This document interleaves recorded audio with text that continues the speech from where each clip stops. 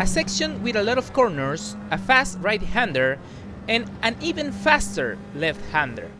These are some of the turns of the Suzuka International Circuit that you will learn to handle better in this beginner's guide for Group 4 cars in Gran Turismo 7. I'm Combi Driver, let's dive right in. We are with the Nissan Silvia, which is one of the strong cars for this daily B combination, and the hard tires. Something to remember for these cars is that they are heavy and don't have much downforce to go around some of these corners.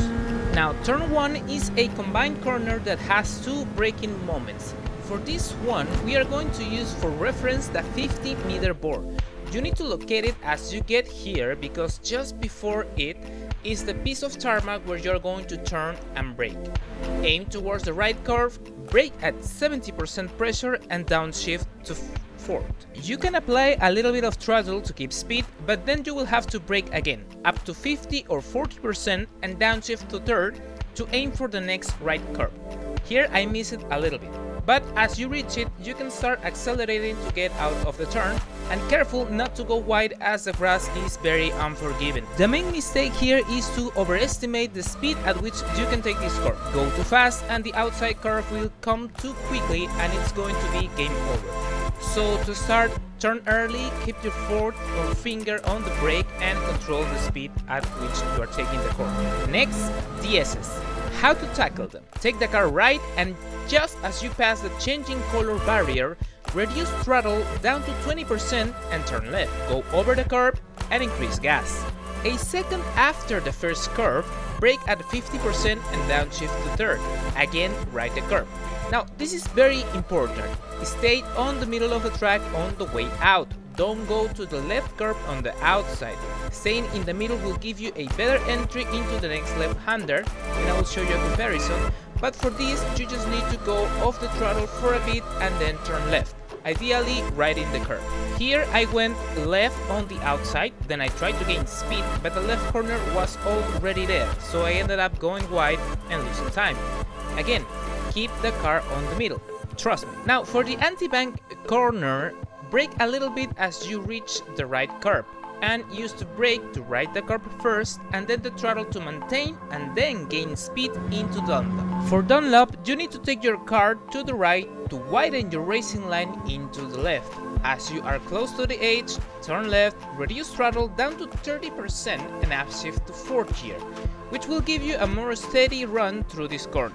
Try to exit with as much speed as you can.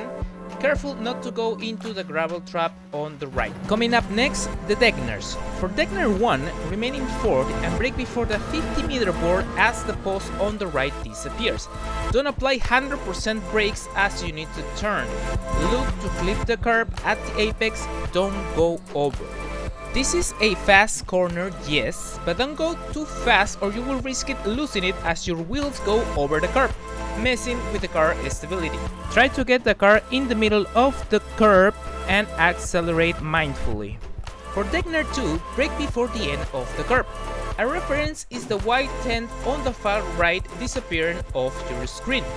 Downshift to 2nd, look to clip the curb and upshift to 3rd on the way out. You can use a lot of track on the way out, but be careful with car stability. Fast forward to the hairpin, we are going to keep the car on the right and brake at the end of this curve. Downshift to 1st for rotation, do a little bit of trail braking, try to reach the curb as I missed here, and upshift to 2nd to exit. Here, progressive acceleration is going to be key for a good exit and avoiding losing the rear of the car. After this flat out section, we reach Spoon, another combined corner pretty much like turn 1 but with its differences. We are going to brake just before this piece of tarmac, brake hard and then turn, and then trail brake as you downshift to 3rd. Here, timing the downshift is important. If you delay it, you will likely get understeer and go into the green stuff past the curb, losing the speed. Avoid this by downshifting and turning early. Then accelerate until 20 meters before the end of the right curve, where you are going to brake a little bit and aim for the curve on the left as a late apex. We can apply throttle progressively as we ride the curve, careful again not to go wide on the exit. Let's fast forward into 130R. Here you will need to tap the brakes a little and turn just before the 50-meter board.